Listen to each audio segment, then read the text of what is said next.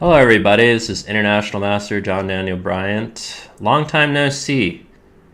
So, I recently played in the American Open and I managed to win the tournament. So, maybe my Grandmaster training series is paying off a bit, but time will tell. So, here's my favorite game from that tournament. I was playing Mr. Vijay Krishnamurthy, and I was black. So here's the game. Last time he played e4 against me. I've played him a few times before. So this is a new move between us. All right. I decided I'd go for the King's Indian. And at this point, this is an interesting moment. Oh, let me look at this from black's perspective, since I was black. Okay. So this is an interesting moment because if after I play bishop g7, bishop g2, like I can't play the Grunfeld anymore. For instance, here d5 has too many white pieces on it. I could play c6 attempting to play g5, but now white would have the option of e4, which should give white an advantage. So if I want to play d5, I have to do it at this moment. And it's perfectly reasonable because white already has the knight on c3 if I want to take it. And that's perfectly fine for black. However, I wanted more chances to outplay my opponent, so I wanted to keep pieces on the board. If you want to outplay your opponent, you genuinely need to keep pieces on the board. So I went for the setup with d6, and he played this e3 move, which is a little weird, but not that strange. d6, knight e2, c6 would be kind of like that Fischer game, Fischer's Immortal game against is it Ronald Byrne or Donald Byrne? I think it was Robert. Sorry, I think it's Robert Byrne was white. And it went something like this.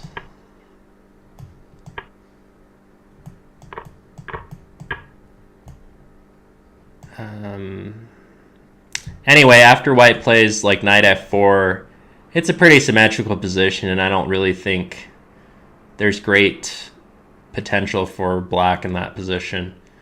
But it worked out for Fischer, but I didn't dare to try and repeat that game.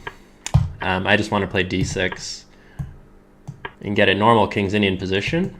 And I had in mind this game between, it was a blitz game between Aronian and Radjabov from World Blitz Championship. I've seen YouTube video, so I was trying to follow in Radjabov's footsteps because he won that game.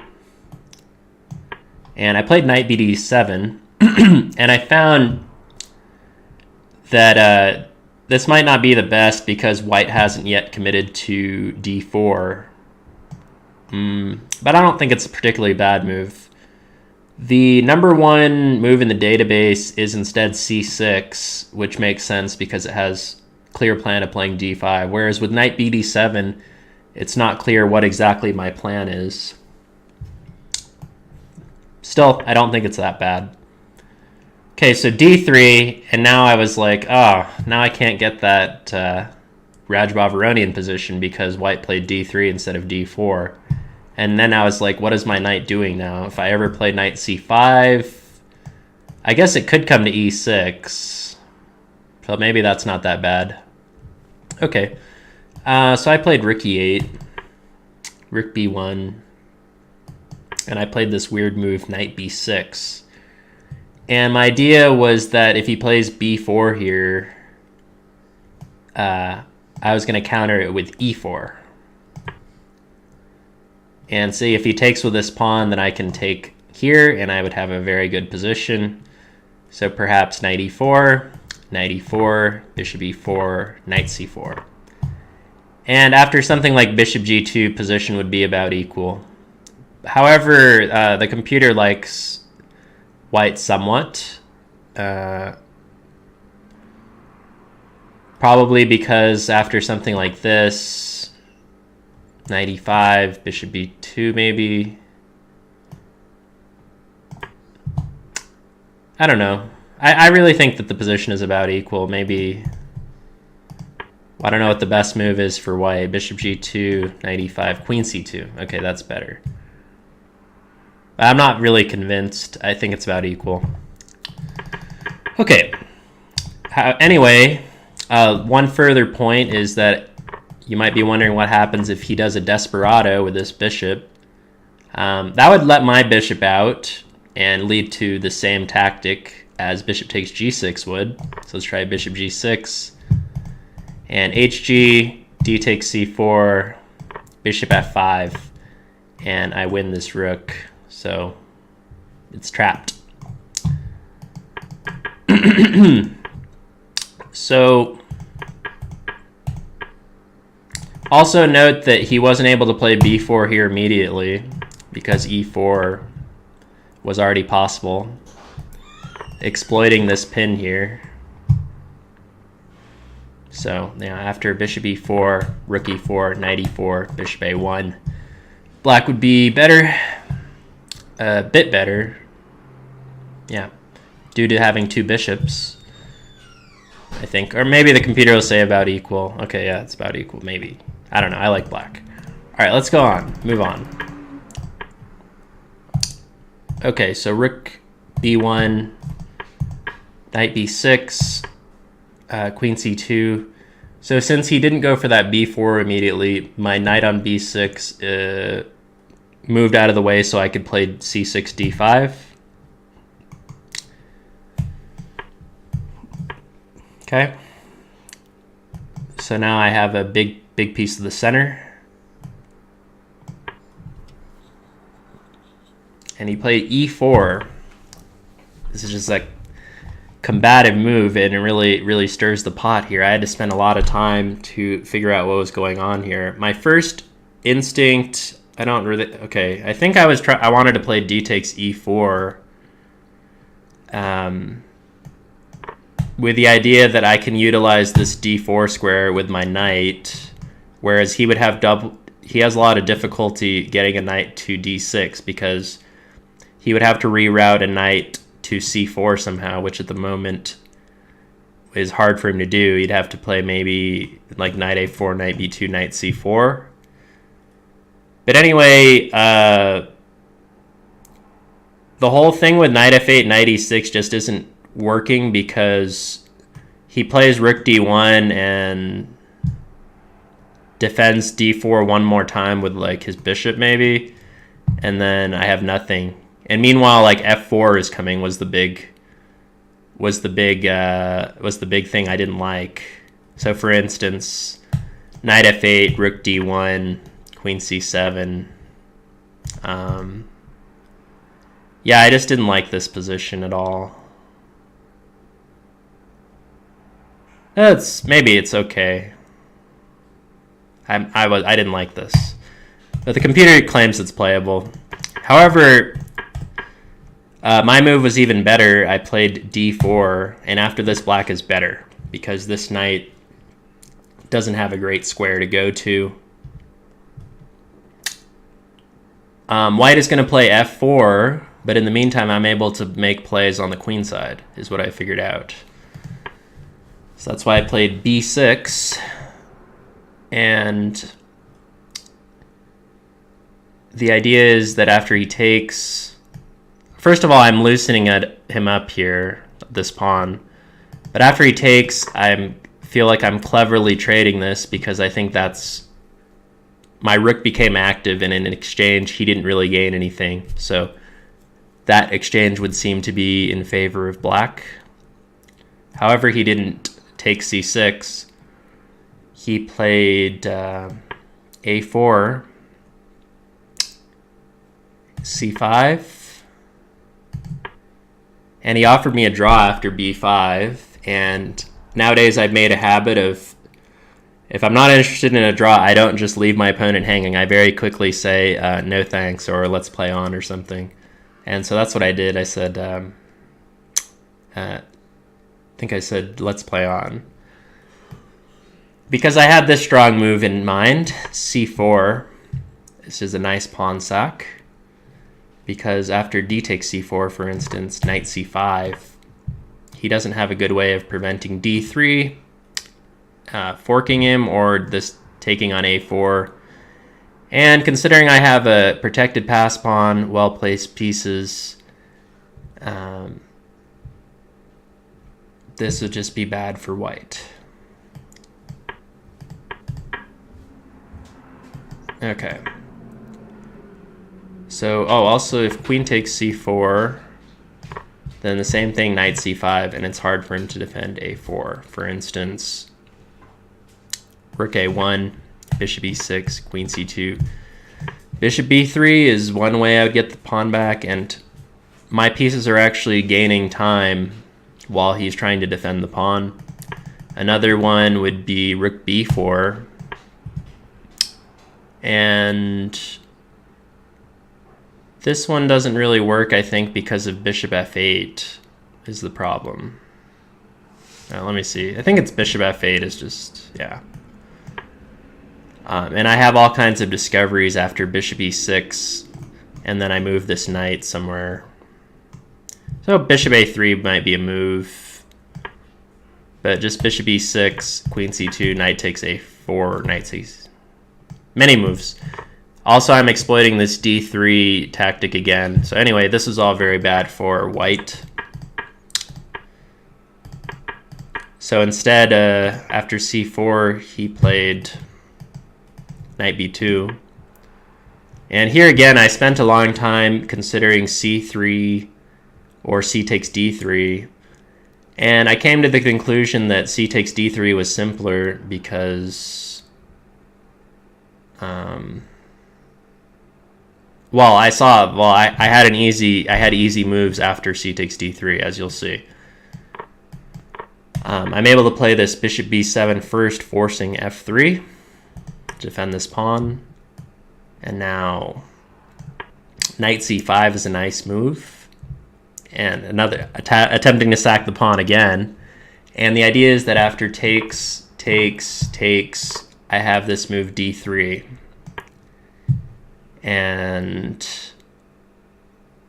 I guess I should play rook. Yeah, d3 is fine. Because if rook d1, I can just take this, and I queen with check. And therefore, the knight c3 is forced here. And after rook c8... No, I remembered. Okay, sorry. The correct move here in this position is bishop f8. I was looking at this one, which doesn't work because of queen a7, unfortunately. Although this still looks very promising for black, but there's a cleaner way of doing this, which is bishop f8. And queen c2 is not possible because of d3. Queen c4 is forced, and now d3. And after knight c3, rook c8, queen b3, I exploit that he's played f3 and this diagonal is open. Queen d4 check, and I'm picking up this knight. So that's why he can't take my pawn. Trojan pawn. Okay, so he played rook a1 to defend a4. And I played knight fd7, which I regretted. Although it's not like a really bad move or something, but I believe that it was more accurate for me to take here first. And then knight c5 next. I mean, that was my plan. But after my move order, he's able to play knight b4.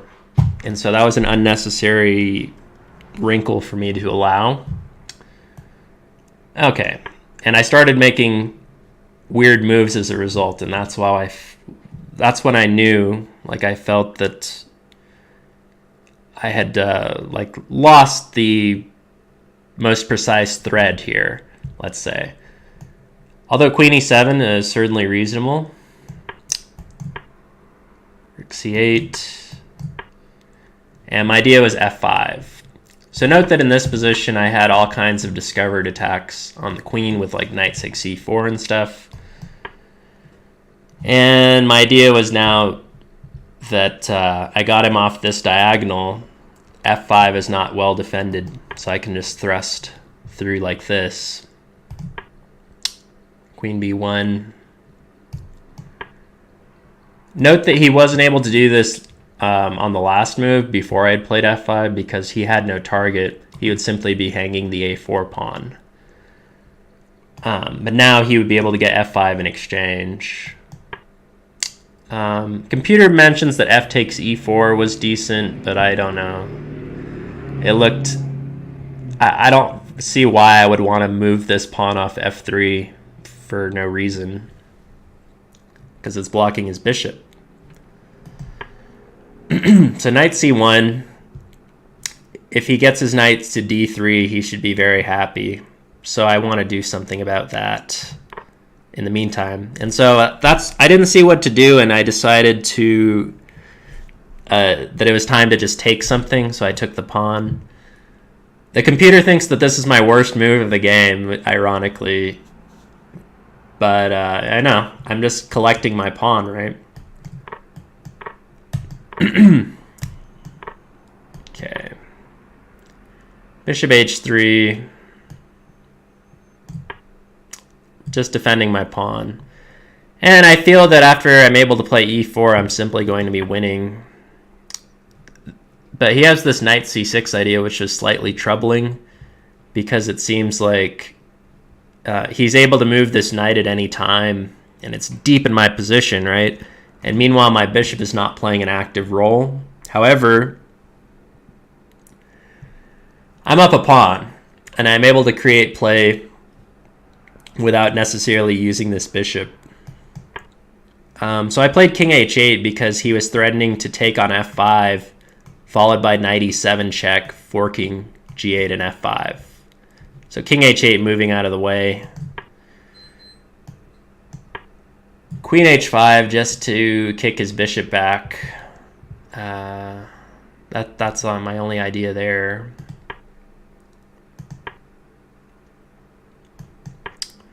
My knight on a4 wasn't doing much, so I brought him back. And now I'm very straightforward. I just want to play e4 and say that it's game over once I do that. Same thing. I'm still trying to play e4, and he doesn't really have a good way of stopping it. So g4, I just take... Now e4. And the game is almost over. Bishop g5. Knight e5 looks like a cool move because it gets my knight to a more active square. And he can't take on d4 because knight e d3 is hitting the rook and it's hitting this knight. And he can't take e4 because of knight f3 check, exploiting this pin on the rook. Also, I could just do this, which is more prosaic, but I think the other way is better. Okay, h3 just to defend this pawn. d3. My pawns are really far up the board, which means that I'm going to have a ton of tactics connected to pawn promotions.